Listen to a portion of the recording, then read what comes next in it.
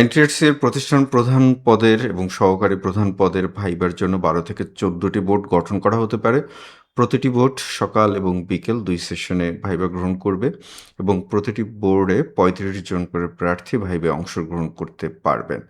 ইতিমধ্যে আমরা জেনেছি আ এই মাসের মাঝামাঝি সময়ে মাননীয় শিক্ষামন্ত্রী মহোদয় ১৫ দিনের মধ্যে এনটিআরসি এর প্রতিষ্ঠান প্রধান এবং সহকারী প্রধানের ভাইবা শুরুর নির্দেশনা দিয়েছেন এবং সেই মোতাবেক এনটিআরসি কর্তৃপক্ষকে শিক্ষা মন্ত্রণালয়ে ১ সপ্তাহের মধ্যে প্রস্তাব পাঠানোর কথা বলেছেন এবং আমরা আশা করছি বৃহস্পতিবারের মধ্যে সেই প্রস্তাব এনটিআরসি এর মাধ্যমে শিক্ষা মন্ত্রণালয়ে পৌঁছাতে পারে। যদি তা নাও পৌঁছায়, আমরা আশা করছি যে সামনের সপ্তাহে রোববার বা সোমবারের মধ্যে পৌঁছাতে পারে। তো সেক্ষেত্রে আমরা সেপ্টেম্বরেই মোটামুটি ধরে নিচ্ছি এবং যতটুকু খবর আছে সেপ্টেম্বরের মধ্যে ভাইবা শুরু হতে পারে। ইনশাআল্লাহ ১ম সপ্তাহের মধ্যেই ভাইবা শুরু হতে পারে।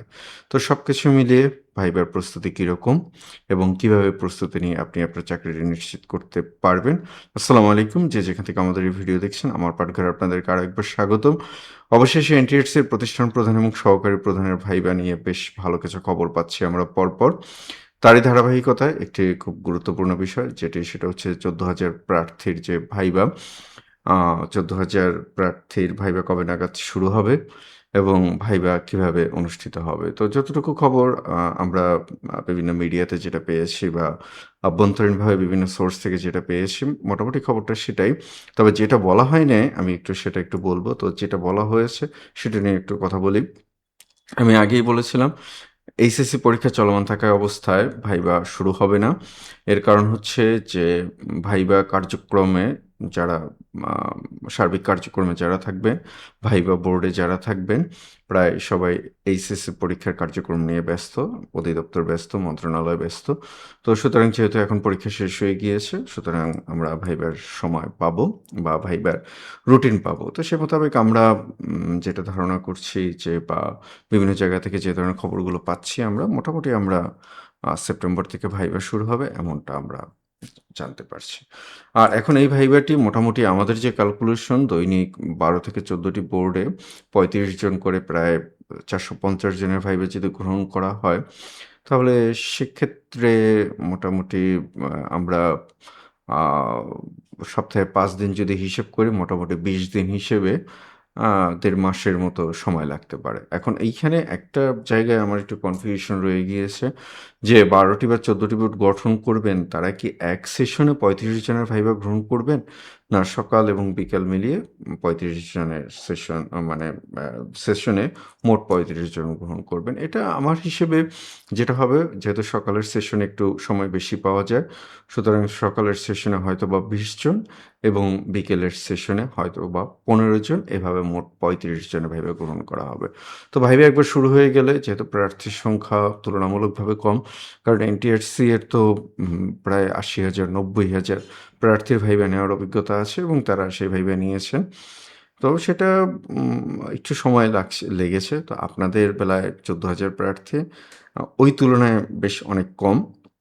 তো সেক্ষেত্রে আমি আশা রাখছি যে টার্গেটেড যে সময় ২ মাস মাননীয় অর্থমন্ত্রী মাননীয় শিক্ষামন্ত্রী মহোদয়ের যে নির্দেশনা, সেই নির্দেশনার মধ্যেই ভাইবা সম্পন্ন হবে। আর আমি গত একটি ভিডিওতে একজন সম্মানিত শিক্ষক মন্তব্য করেছেন আ যে আমি যেটা বলেছিলাম যে ১৪,০০০ প্রার্থী, অ্যা একজন প্রার্থী একাধিক পদে টিকেছেন। তো সেই হিসেবে ইউনিক প্রার্থী বা একক প্রার্থী হিসেবে ৮,০০০ ৮,০০০ বা ৮,৫০০ এর বেশি হবেন না। সম্মানিত একজন শিক্ষক সেখানে মন্তব্য করেছেন। ১১,০০০ মতো হতে পারে। তো তাও তো এক এক পদের বিপরীতে একজন দাঁড়ায় শেষ পর্যন্ত। তো সেখানেও খুব একটা বেশি। কারণ আমি যেহেতু এটা নিয়ে কাজ করছি এবং ইতিমধ্যে আমরা ভাইবা কার্যক্রমের জন্য আমরা কোর্স পরিচালনা করছি। তো সেক্ষেত্রে সম্মানিত শিক্ষকদের সাথে আমার সরাসরি কথা হয় এবং আমি দেখেছি একটা বড় অংশ শিক্ষক, সম্মানিত শিক্ষকরা একাধিক পদে উত্তীর্ণ হয়েছেন। তো সুতরাং ওই হিসেবে আমার কাছে মনে হয় না যে কেবলমাত্র মাধ্যমিক এবং উচ্চ মাধ্যমিক ছাড়া বাকিগুলোতে খুব একটা বেশি প্রতিযোগিতা হবে। তো সেই হিসেবে আপনারা একটু স্বস্তিতে থাকতে পারেন। কিন্তু একটা জিনিস মাথায় রাখতে হবে, আপনাদের পুরো ভাইভাতে ২০ মার্ক এবং সেই ২০ মার্কের মধ্যে আপনাদের আ পাস মার্ক হচ্ছে আ মা 40% মার্কস। তো এই ফাঁকে 12 মার্কস হচ্ছে আপনাদের সার্টিফিকেটে। তো ওটা তো ইতিমধ্যে আপনারা হিসেব করে জানতেই পারছেন কত মার্কস পাবেন। আর বাকি 8 মার্কসের মধ্যে 3.20 অর্থাৎ 40% মার্কস, তো ফ্র্যাকশনটাকে বাদ দিয়ে আমরা 4%। এই কথাটা আমি এত গুরুত্বপূর্ণ এত বলি কেন? দেখুন, যেহেতু পদ সংখ্যা এবং প্রার্থীর সংখ্যা প্রায় সমান, সমান, তো সুতরাং এই 4 মার্কসের উপর নির্ভর করছে আপনি প্রতিষ্ঠান প্রধান বা সহকারী প্রধান হতে পারবেন কি না। তো সুতরাং ওই জায়গাটাতে আমি মনে করি যে এই 8 মার্কস যেমন খুব কঠিন, আবার তার থেকেও সহজ। আমরা যখন ভাইভা কার্যক্রমগুলো পরিচালনা করছি, আমাদের ভিডিওগুলো দেওয়া আছে পেছনে, আপনারা সেগুলো দেখে নিতে পারেন। তো সেই ভাইভা কার্যক্রমে আমরা অ্যা একটা জিনিস বুঝেছি যে অভিজ্ঞতার তো একটা মূল্য থাকে, প্রজ্ঞার একটা মূল্য থাকে। তো আমাদের সম্মানিত শিক্ষকরা ন্যূনতম তো 18 বছর চাকরি করেছেন, কারণ এটা তো শর্ত ছিল। তো সেখানে তাদের অনবদ্য প্রজ্ঞা এবং অ্যা অ্যা মানে যে তাদের অভিজ্ঞতা সবকিছু মিলিয়ে তারা একদম ফিট। কিন্তু তারপরেও ভাইবার কিছু বিষয় থাকে তো, আ একটা ইউনিভার্সাল কিছু বিষয় থাকে। আবার আমাদের আ জাতীয় প্রেক্ষাপটে কিছু বিষয় থাকে। তো সেই সমস্ত বিষয়গুলো যদি একটু আমরা আত্মস্থ করতে পারি, তাহলে ইনশাআল্লাহ ভাইবা বোর্ডে আপনারা খুব ভালো পারফরম্যান্স করতে পারবেন এবং কাঙ্ক্ষিত যে পদ, সেই পদটা আপনারা পাবেন। আবার এটাও মনে রাখতে হবে, যদি ৪ না পান, তাহলে আপনি ফেল। তো ওই বিষয়টাকে মাথায় রেখে সম্মানিত শিক্ষকদের ভাইবা প্রস্তুতিকে সহজ করার জন্য এবং ভাইবার বৈশ্বিক বিষয়, যে ইউনিভার্সাল যে বিষয়গুলো ভাইবার এবং ন্যাশনাল আসপেক্ট থেকে, অর্থাৎ আমাদের বাংলাদেশের প্রেক্ষাপটে ভাইবার যে বিষয়গুলোকে ভাইবায় নিয়ে আসা হয়, সেগুলোই আমরা আমাদের কোর্সে আপনাদেরকে দেখানোর চেষ্টা করি। আমাদের সেই ভিডিওগুলো দেওয়া আছে, আপনারা দেখতে পারেন। এবং আমাদের এই কোর্সে একটি প্রায় ৪৭০ পৃষ্ঠার একটি বই আমরা, যেটা সম্পূর্ণ ফ্রি দেই। আমরা একটু বইটি নিয়ে কথা বলব এবং বইয়ের ভেতর থেকে কয়েকটি বিষয় নিয়েও কথা বলব।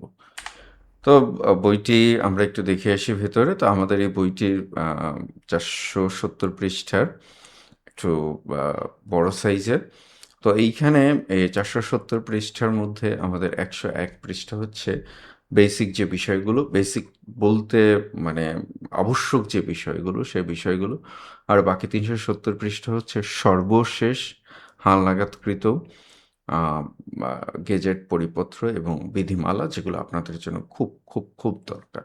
তো এই বইটি আমি বেশ কয়েকবার দেখিয়েছি। আজকে একটু দেখাবো এবং একটি বিষয় নিয়ে আলোচনা করব। ভাইভাতে সফল হওয়ার জন্য করণীয় বর্জনীয় এগুলো আমি আগে দেখিয়েছি। স্টার মেথড নিয়ে কথা বলেছি, যে সমস্ত বিষয়গুলো ভালোভাবে আয়ত্ত করতে হবে সেগুলো নিয়ে কথা বলেছি। আমরা একটি গুরুত্বপূর্ণ কোশ্চেন নিয়ে কথা বলব, যদিও এইটা নিয়ে আমি আগে কথা বলেছি এবং আমি রিকোয়েস্ট পাচ্ছি সম্মানিত শিক্ষকদের কাছ থেকে যে ডিসক্রাইব ইউরসেলফ বা নিজের সম্পর্কে আপনি বলুন বা ইন্ট্রোডিউস ইউরসেলফ। এটি একটি মানে গ্লোবাল অ্যাসপেক্ট এবং আমাদের ন্যাশনাল অ্যাসপেক্ট ২ জায়গা থেকে খুব গুরুত্বপূর্ণ একটি কোশ্চেন এবং ভাইভা বোর্ডের ভেরি, ভেরি কমন কোশ্চেনের একটি question.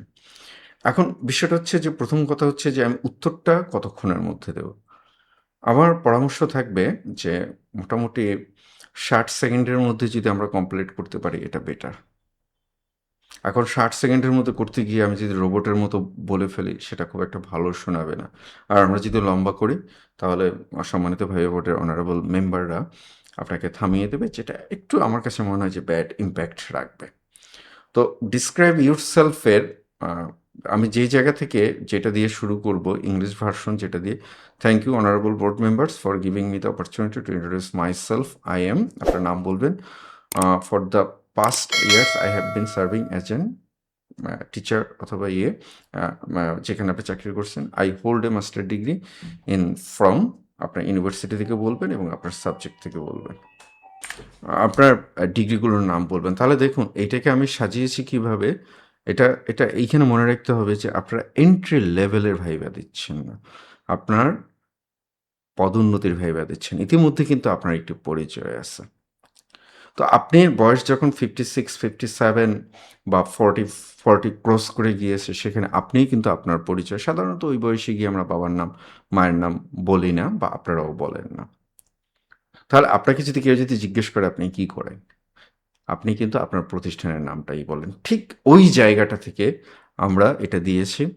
For the past years I have been serving as a যেটা হয় আপনার কারেন্ট ডেজিগনেশন, যেটা হয় আপনার সেটা I hold master degree in from.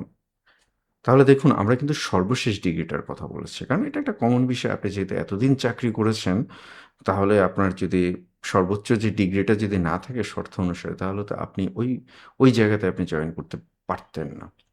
যাই হোক, এইভাবে বিষয়গুলোকে আমরা সাজিয়েছি। কখনো, কখনো আপনাকে এটাকে বাংলায় বলতে পারে যে আপনি কিভাবে করবেন। সম্মানিত বোর্ড সদস্যদের ধন্যবাদ। আমার নিজের সম্পর্কে বলার সুযোগ দেওয়ার জন্য।